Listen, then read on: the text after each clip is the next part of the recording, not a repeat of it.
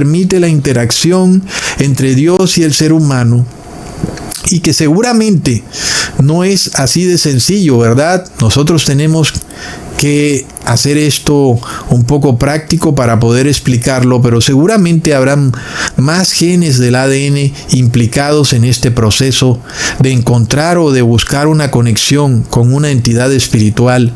Sin embargo, esto nos revela que la evolución es completamente falsa, porque no hay ningún animal que pueda comunicarse con Dios. Nosotros no vemos a ningún mono o simio arrodillándose para hacerle oraciones a Dios. Y por eso ningún animal podrá entrar en el cielo, como es el error común de muchos animalistas hoy en día, que piensan que su perro o su gato se va a ir para el cielo o que tiene alma. Es algo totalmente absurdo y que hace parte de los tiempos finales en los que vivimos. Si existiera tal cosa, hermanos, tendríamos que ver a un mono o a un simio o a un perro adorando o arrodillándose ante Dios. Tal cosa es absurda, ¿verdad, hermanos? El ADN animal no puede establecer una conexión con Dios, pero el ADN del ser humano sí puede. Y entonces uno se pregunta, ¿en qué cabeza cabe mezclar ambos ADNs, verdad? El ADN humano mezclado con el ADN animal o viceversa. Es algo totalmente absurdo. El ADN humano tiene una capacidad para comunicarse con Dios. El ADN animal no puede comunicarse con Dios. ¿Por qué alguien querría recibir ADN animal en su cuerpo, verdad? Sin embargo, la Academia Pontificia de la Ciencia ha decidido que es necesario mezclar ambos ADNs a través de la vacunación para que el hombre esté saludable, ¿verdad? Recontra plop. No olvidemos que el Papa Gregorio XVI dijo que la libertad de conciencia era un error pestilente. Plop. Ningún animal tiene libertad de conciencia, ¿verdad, hermanos? Recordemos también lo que dijo el bizarro filósofo Yuval Noah Harari, quien dijo que pronto los seres humanos seremos hackeados, lo cual es muy interesante porque los que vieron mi video pasado pudieron entender mucho más sobre lo que este señor trata de decir, porque hoy en día existe ya una técnica de modificación genética llamada transgénesis, en la que se usa un adenovirus para hackear el ADN del organismo receptor. Y es lo mismo que ocurre con los computadores. Son precisamente los virus los que hackean a un computador. Uno ahora puede entender por qué Bill Gates ha estado detrás de las empresas que han modificado genéticamente las plantas, los animales y aún los seres humanos. Y es que el concepto es el mismo. Un virus es usado para hackear el ADN del ser humano, de animales y de plantas. ¡Plop! Hermanos, nosotros podemos ver que esta tecnología ha sido inventada desde hace ya un buen tiempo y se llama CRISPR-9. Esto nos revela que en efecto hay poderes en la Tierra interesados en hackear a los humanos. Pero uno se pregunta, ¿a qué poder religioso le interesaría que el ADN humano sea hackeado?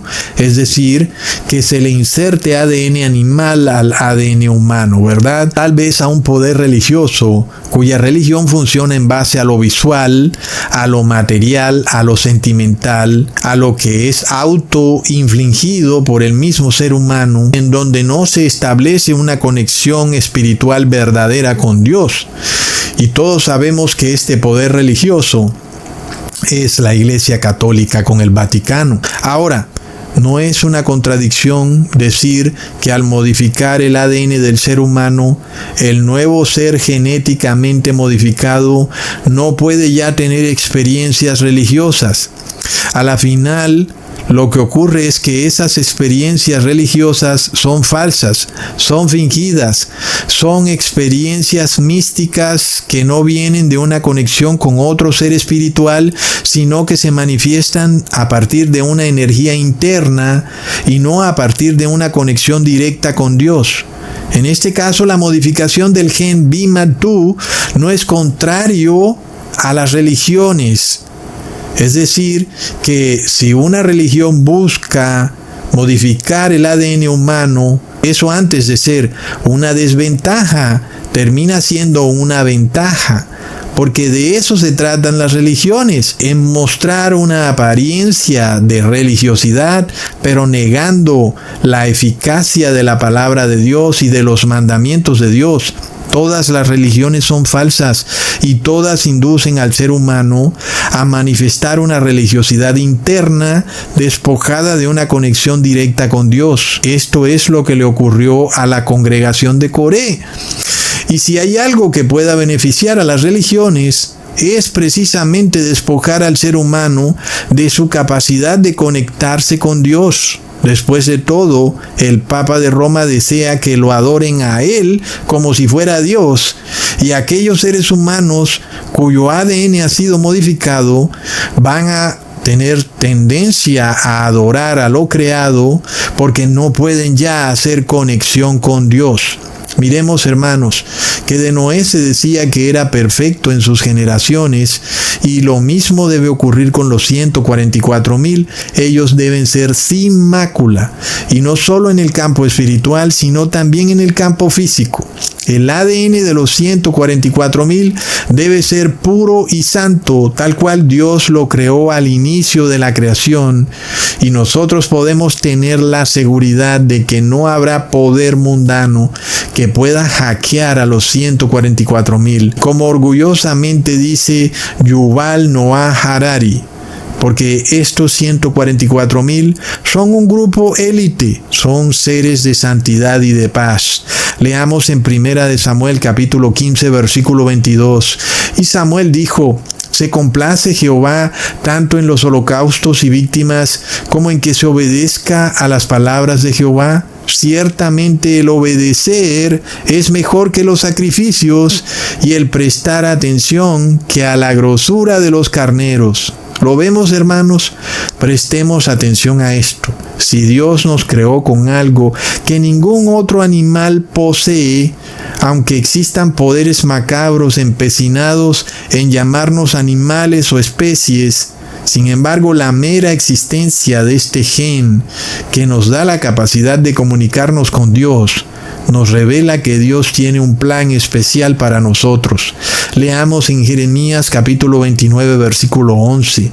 Porque yo sé los pensamientos que tengo acerca de vosotros, dice Jehová, pensamientos de paz y no de mal, para daros el fin que esperáis.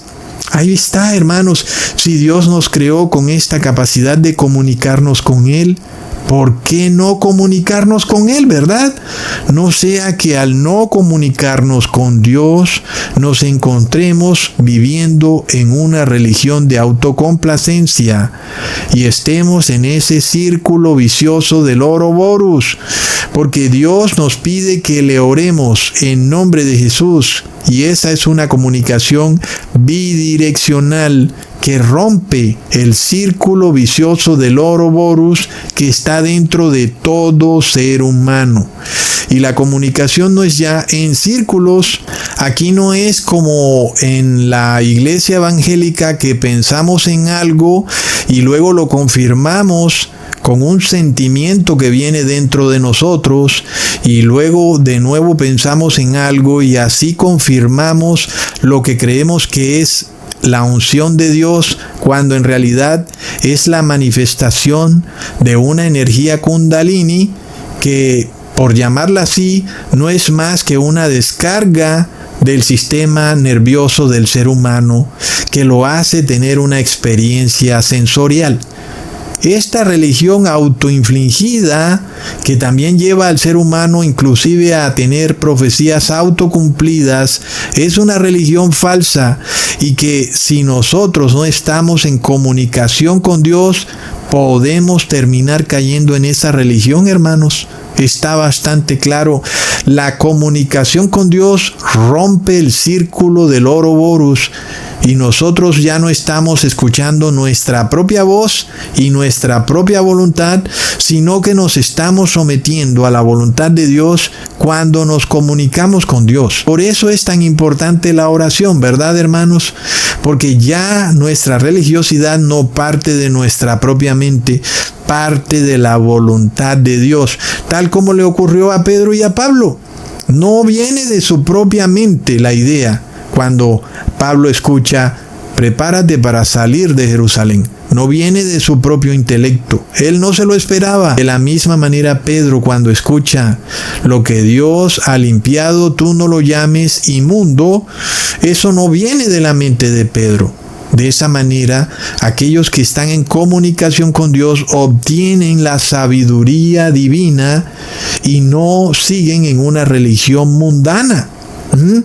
Leamos lo que dice Juan capítulo 11 versículo 42. Yo sabía que siempre me oyes, pero lo dije por causa de la multitud que está alrededor, para que crean que tú me has enviado. Miremos, hermanos, que Jesús siempre estuvo en comunicación con el Padre.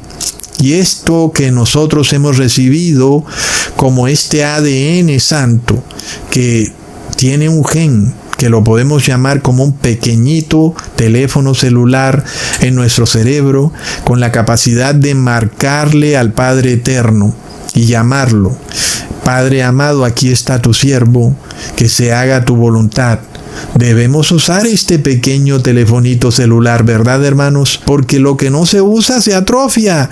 Es un principio básico y también es un principio espiritual. Puede ser que tú ya tengas un poco atrofiado ese pequeño telefonito, por eso te cuesta trabajo hacer una oración o entrar en oración diariamente con Dios, y por eso es necesario poner en uso esa capacidad de conectarnos con Dios. Y si no la pones en uso, pues no va a quedar de otra. Tú ya sabes lo que va a ocurrir. Vas a caer en la religión de autocomplacencia interna. Vas a empezar a escuchar tu propia voz y luego vas a sentir confirmaciones de tu propio cuerpo. Y tú vas a creer que eso viene de Dios y no viene de Dios. ¿Ok? Porque lo estás forzando. Y hay que tener mucho cuidado con eso. Es un principio básico. Debemos orarle diariamente a Dios para acostumbrarnos a esperar, a tener paciencia, a que Dios nos revele cuál es su voluntad.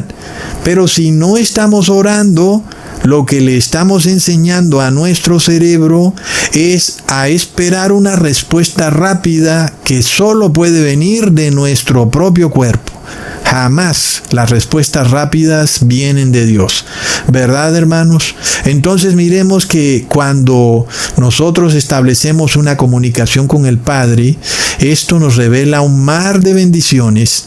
Y por eso cuando Jesús nos llama a orarle al Padre en su nombre, diciendo: todo lo que pidieres en mi nombre lo recibiréis si lo pides con fe, pues es una gran bendición, ¿verdad?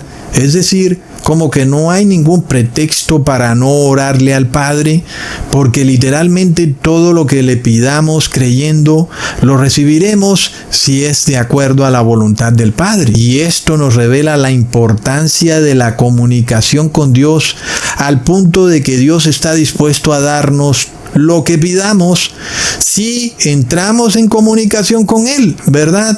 Pero no podemos forzar esa comunicación. Miremos lo enloquecido del ser humano, que teniendo a un Dios que puede darle lo que pida, prefiere vivir en una religión autoinfligida, en un círculo